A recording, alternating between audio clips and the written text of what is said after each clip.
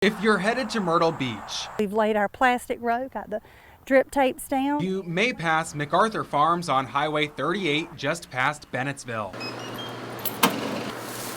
Stop in and find pumpkins, mums, produce, and more. Thank you very much. Thank you. One thing you couldn't get here until this past December, broadband internet. And so I keep this as a reminder, all of these red flags. Red flags that owner Rebecca MacArthur says are failed payments from customers due to poor internet connection. And so that is product gone, money gone, and we just lost. MacArthur used to go to a McDonald's for Wi-Fi to load transactions and wait over an hour for social media posts to upload. She says broadband has been a game changer. From an ag component just to general business, we have got to stay connected. I like staying in the country, but I don't like feeling left behind. But other areas of rural South Carolina still are behind. This map shows areas in PD counties like Dillon and Marion with limited, even no internet service available. Unfortunately, many of those small towns have fallen into decay because they don't have the digital infrastructure necessary to maintain a modern economy. So one thing that we have done is we applied for a federal grant.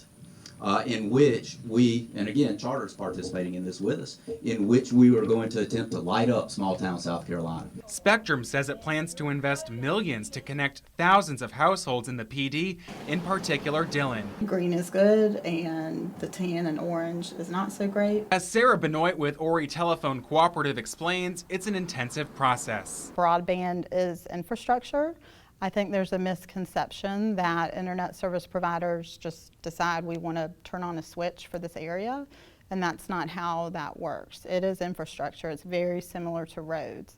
It is very capital and time intensive. HTC is building more of that infrastructure right now in Marion and Georgetown counties, and thanks to pandemic-related funding, we'll be able to reach nearly 5,000 more homes within a 2-year period. Benoit says government help and co-ops like HTC are critical in reaching unserved areas with low density. For a community to be able to say that they have access to fiber infrastructure and fiber to the home is a tremendous asset, whether it's on the economic development standpoint of helping to recruit new industry into town. The state also hopes to boost rural economies with a proposal to invest in water systems. Still, rural communities face other needs outside infrastructure. We should have affordable housing. We should have nicer housing. It'd be real nice to have a sit-down restaurant. We need our doctor's office back.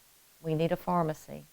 We need the bank back. The South Carolina Hospital Association says some rural counties like Marlboro have lost hospitals, which can negatively impact an area's economy and overall health. Hospitals are often your largest employer.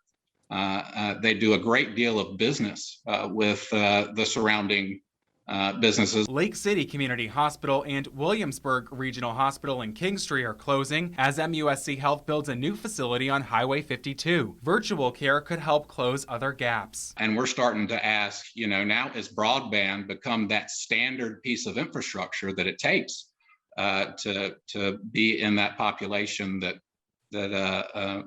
achieves better health outcomes? Matt Fortin, News 13.